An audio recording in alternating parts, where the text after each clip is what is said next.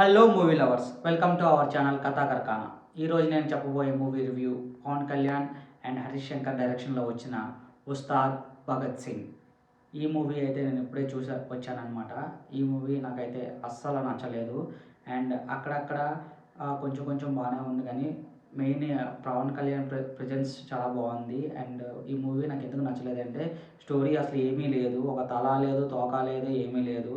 ఏవో scenes, random scenes అలా అలా అలా వస్తూనే ఉంటుంది. ఒక ప్రాపర్ జస్టిఫికేషన్ కానీ ఏమీ, అసలు ఆ కథ అయితే నాకు అస్సలు నచ్చలేదన్నమాట. అసలు కథ చెప్పడానికి కూడా ఏమీ లేదు. రెగ్యులర్ కమర్షియల్ మూవీ అండ్ కొత్తదనం కూడా ఏమీ లేదు. అండ్ ఈ మూవీలో ఒక సీన్ అయితే చెప్పాలి. ఆ సీన్లో పవన్ కళ్యాణ్ అనమాట ఏదో సర్దేస్తున్నారు అన్నట్టు ఒక డైలాగ్ అన్నమాట ఉంటుందన్నమాట.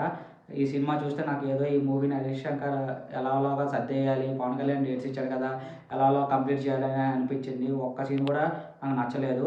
అండ్ ఈ మూవీలో పవన్ కళ్యాణ్ ఫ్యాన్ మూమెంట్స్ అవి ఇవి అని చాలా ఇంటర్వ్యూస్లో చెప్పారనమాట. ఫ్యాన్ మూమెంట్స్ అంటే ఏవో పాత సినిమాలో ఉన్న మూవీస్ని అవే యాజ్ టీజ్గా ఇమిటేట్ చేయించారు. దాని బదులు అవే మూవీ క్లిప్స్ కట్ చేసి పెట్టేస్తే ఇంకా బెటరు. ఇది కూడా అవ్వదు, ఖర్చు కూడా అవ్వదు. అండ్ జనాలు ఎలాగో చూస్తారు కాబట్టి పవన్ కళ్యాణ్ మూవీ అనగానే ఇంకా ఇలాగా మనం కొత్త ట్రెండ్ని అయితే ఫాలో చేయొచ్చు. అండ్ హరీష్ శంకర్ డైరెక్షన్ విషయానికి వస్తే, డైరెక్షన్ అయితే అసలు ఎక్కడా నాకు నచ్చలేదనమాట.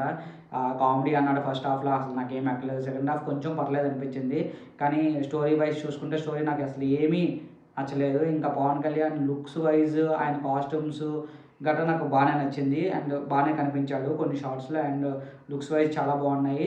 కానీ ఇంకొకటి విషయం చెప్పాలంటే, డైలాగ్స్ అక్కడక్కడ ప్రాస్తో కొన్ని డైలాగ్స్ చాలా బాగా రాశారు. డైలాగ్స్ పరంగా బాగా రాశారు, కానీ అది స్టోరీలో సింక్ అవ్వలేదన్నమాట. సో నేను అసలు కనెక్ట్ అవ్వలేదు. ఫైట్స్ కూడా ఇలానే వస్తూ పోతుంటాయి. అలానే రాశిఖన్నా క్యారెక్టర్ ఎందుకుందో తెలియదు. శ్రీలీల క్యారెక్టర్ కూడా అంతే, ఏదో కొంచెం బెటర్ అంటే మిగతా మూవీస్లో పోల్చుకుంటే శ్రీలీల చేసిన ఈ రీసెంట్ మూవీస్లో ఇది కొంచెం బెటర్ క్యారెక్టర్, కానీ ఇంకా బాగా రాయొచ్చు. అండ్ ఆ క్యారెక్టర్ కూడా జస్టిఫికేషన్ అంత బాగా ఇవ్వలేదు. ఇంకా మూవీలో పెద్దగా చెప్పుకోవడానికి ఏం లేదు. దేవిశ్రీ ఇచ్చిన 2 సాంగ్స్ అయితే చాలా బాగున్నాయి. అండ్ బ్యాక్గ్రౌండ్ సాంగ్స్ కూడా బాగున్నాయి. అండ్ బ్యాక్గ్రౌండ్ మ్యూజిక్ కూడా బాగుంది. నాకు ఫైట్స్ పరంగా ఏదో అది కూడా సర్దేసినట్టే అనిపించింది, కొత్తగా ఏమీ అనిపించలేదు.